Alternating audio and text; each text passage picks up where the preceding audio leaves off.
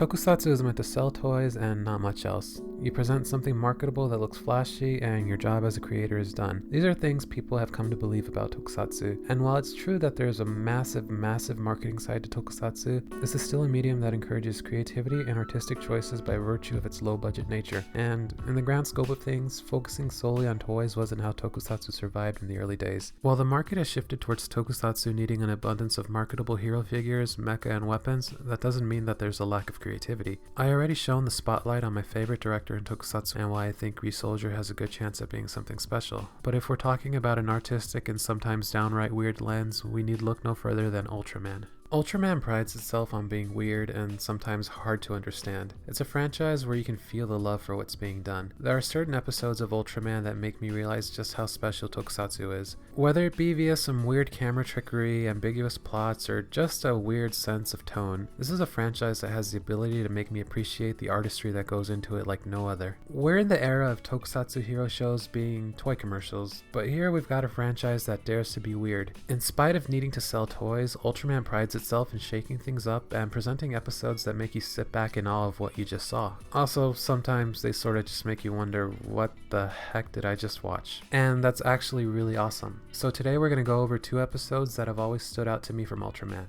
This isn't to say that these are my favorite episodes or that they're even from my favorite shows, but I picked these 2 because they're awesome examples of Ultraman being weird in the era of needing to sell toys. For the most part, Ultraman can be pretty episodic, so you should be able to dive right into these episodes, even if you've never seen any of the shows before.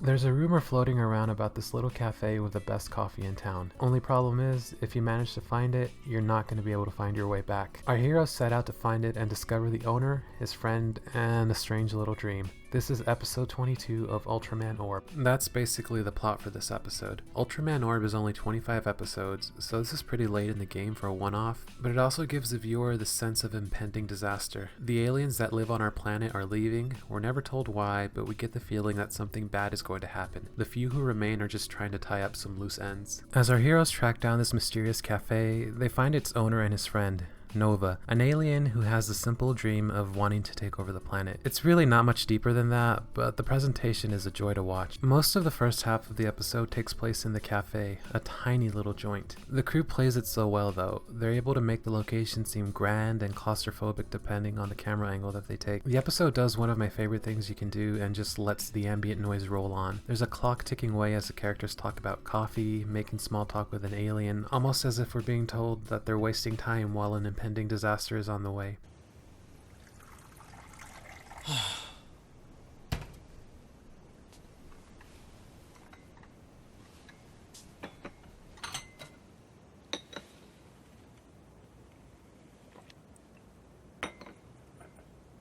Tencho.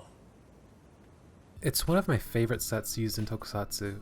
I'm a fan of nice, small, cozy rooms, but there's so much going on here thanks to the characters. Different voices, conversations, and realizing that there's more to the world around you. That's the spirit of this episode. There's this great moment when the main characters see a picture of some of the regulars at the cafe. They see them as humans, however, an alien, another customer, sees them as the aliens that they actually are. There's not a whole lot else to this episode. Nova finally decides to give taking over the planet a shot. His partner helps him out. Orb arrives and defeats them, but it's never really presented as a threat. Orb is almost granting Nova his dying wish or something here. Sure, he's saving the world yet again from another alien attack, but you almost feel bad, and the episode never makes you see Nova as anything other than someone still chasing after his dream. After the battle, we see Guy, Ultraman Orb, and Nova's partner talking, with Guy comforting the guy over the loss of Nova. Earlier on in the episode, the cafe owner mentions that there's nothing that can't be replaced, including dreams. This episode ends with the owner deciding to stay on our planet, opening up a mysterious ramen shop. He was able to let go of wanting to take over the planet in favor of just providing people with some decent nourishment and a bit of mystery. It sends this weird message: you shouldn't give up on your dreams, but you can always chase after another dream. Don't waste your time on banalities, but go ahead and focus on the everyday, ordinary things around you. And the idea of chasing after a new dream is something that that I think ends up playing really, really well into the finale and the motivations behind the show's main villain. This next episode is episode 22 of Ultraman Max. When I say Ultraman is weird, man, Ultraman is weird. Ultraman Max is pretty episodic, so you're able to watch episodes at random, but this episode is difficult to understand even if you've seen the first 21 beforehand. Forget Ultraman, this is probably one of the weirdest episodes in all of Tokusatsu. This episode was directed by Akio Jisoji, and man does it show. He's one of the legendary directors in Tokusatsu and has a huge history with Ultraman. This is a weird episode. We get some really cool Dutch angles and bizarre plays with sound and light. There's never a scene in the episode that actually looks normal. Things are either really blown out or really dark and dreary. This episode is called The Butterfly Dream, and it's about a writer on the Ultraman Max TV show. He's actually played by Decade's Ishibashi Renji, who played the grandpa in Decade. The screenwriter is dreaming that he's become Kaito, the lead character, or maybe it's the other way around. The Butterfly Dream deals with, well, the butterfly dream. It comes from an old tale in which a person dreams that they were a butterfly and then wakes up. But because the dream was so vivid and lifelike, they have to ask themselves, are they a person who dreamt about being a butterfly, or are they a butterfly dreaming about being a person? The episode asked viewers the same question. Is Kaito dreaming that he's a screenwriter on the Ultraman Max TV show, or is this just a product of an overworked screenwriter working on his latest script? We're never really given a definitive answer, and I think there's enough detail here to lead you to either ending being a valid one. When you're dealing with dreams, you're dealing with the abstract. There's this thing right on the tip of your tongue. You can sort of remember it, but you're missing that one vital thing that makes it seem right. The monster in this episode, Madeus, plays on that. It begins life as a regular monster before its creator realizes it's easier to be afraid of something that has no real form. So we end up seeing this shape-shifting mass that is honestly kind of creepy.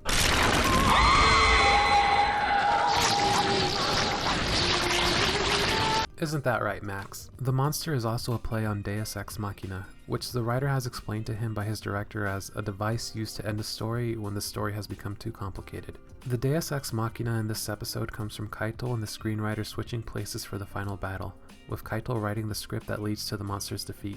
There is a ton of merit to giving this episode multiple viewings. I think you'll probably find something new to dissect with each viewing you give it. Also, can you just imagine a little kid watching this at 8:30 in the morning on a Saturday? And that's what I love about Ultraman. It's not afraid to be weird. Does it always stick the landing? No, it does not. But when it does, it's awesome. By giving the viewer a bizarre setup, weird visual presentation, and strange audio editing, you're imparting upon them something that's probably going to stick with them better than your average good guy versus the monster episode years down the line. And that does it for that episode. Yeah, I think I was tempting fate when I said, yeah, these episodes are going to be out on this day at this exact time from now on, because boy, did I have some issues with this one, but hopefully it won't be out too late. I won't tell you what time it is right now, but it is very close to posting time, so yeah. Please subscribe if you haven't, share this video if you know someone who might be into some weird stuff, and what's your favorite weird episode of Tokusatsu and why? Alright, well, thanks, and I will see you guys again next week.